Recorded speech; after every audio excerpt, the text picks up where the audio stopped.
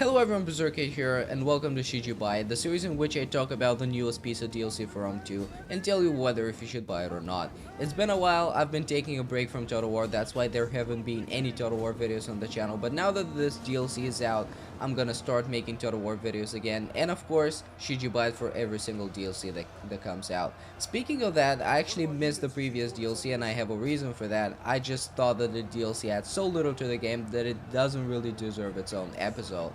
But before we start talking about Wrath of Sparta, let's actually go to Black Sea Colonies and talk a little bit about it. If you want to skip that and go directly to the Wrath of Sparta DLC review, you can click the annotation on the screen right now. So what is the Black Sea Colonies? It's a culture pack, and as such it has 3 new factions to the game. In this case, the factions are Colchis, Chimeria, and Pergamon. Now let's jump straight into it. Should you buy this DLC? No, why not? Because it adds very little to the game. First of all, these factions are really similar to other factions that exist in the game already. The starting location is not that interesting, and once again, you can pick other factions that have a very similar starting location. There are a couple of interesting things, such as some faction perks that look pretty good, a couple of interesting new units, but it's just not enough to justify the price tag. In overall, if you don't buy this DLC, you're not missing out on pretty much anything. Okay, that's that for the Black Sea Colonies. Now let's get to the Wrath of Sparta DLC. So what is Wrath of Sparta? It's a campaign DLC, which means that it adds a new campaign to Rome 2. The campaign takes place in ancient Greece in 433 BC, and there are 4 playable factions. These are Athens, the Boeotian League, Sparta, and Corinthus. They all come with their own unit roster, faction perks, and starting location. There are a few features unique for this campaign, the first one being the Pan-Hellenic Games and Festivals. Similar to the Hannibal of the Gates campaign, each turn is gonna take 1 month instead of a year as it is in the Grand Campaign.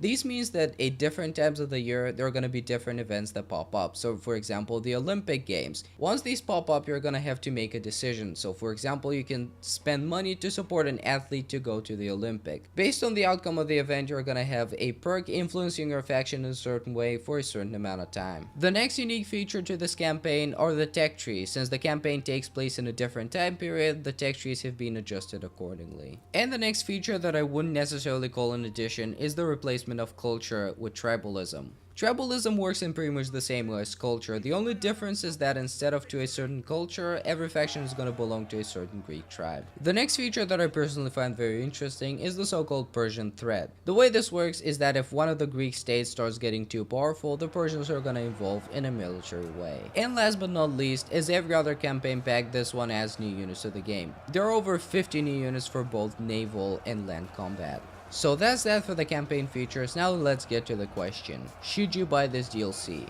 No, I actually believe that this is the weakest campaign DLC that's been released for Rome 2 so far. My biggest concern for it is that it doesn't add anything new to the Grand Campaign. The 2 new factions are not playable in the Grand Campaign, and the new units for Athens and Sparta are not usable in the Grand Campaign, but only in the Wrath of Sparta campaign.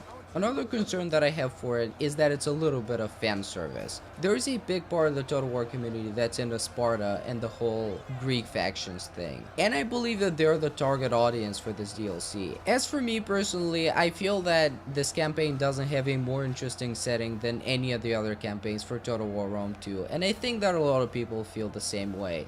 However, having said all of that, if you enjoy the setting particularly more, and you enjoy the previous campaigns that were released as a DLC, you might want to consider buying this. Anyways, that's gonna be everything for this video. Thank you very much for watching, and I'll see you next time.